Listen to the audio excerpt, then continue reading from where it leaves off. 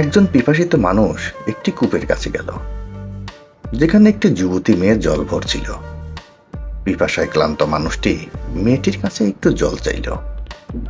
মেয়েটি খুশি মনে তাকে জল পান করালেন।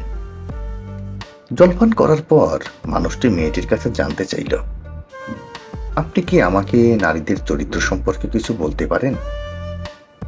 এই প্রশ্ন শুনে মেয়েটি হঠাৎ জোরে চিৎকার করতে শুরু করলো, বাঁচাও বাঁচাও। তার চিৎকার শুনে গ্রামের লোকেরা কূপের দিকে ছুটে এলো। লোকটি অবাক হয়ে মেয়েটিকে জিজ্ঞেস করলো, আপনি এমন করছেন কেন? মেয়েটি বলল, যাতে গ্রামের লোকেরা আসুক এবং আপনাকে এমন ভাবে মারধর করুক যে আপনি নারীদের চরিত্রের প্রকৃত অর্থ বুঝতে পারবেন। লোকটি ভীত হয়ে মাপ চেয়ে বলল, আমি আপনাকে একজন সৎ ও সম্মানিত নারী মনে করেছিলাম। ঠিক তখন মেয়েটি কূপের পাশে রাখা হাড়ির সমস্ত জল নিজের শরীরে ঢেলে পুরো ভিজে গেল।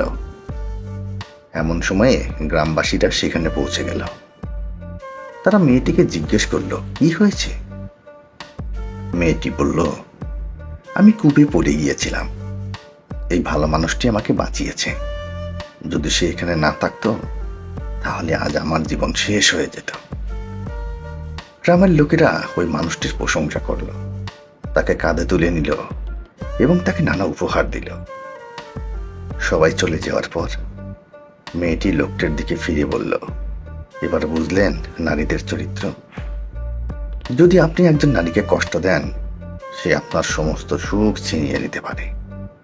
কিন্তু যদি আপনি তাকে খুশি রাখেন, তাহলে সে আপনাকে মৃত্যুর মুখ থেকেও ফিরিয়ে আনতে পারে।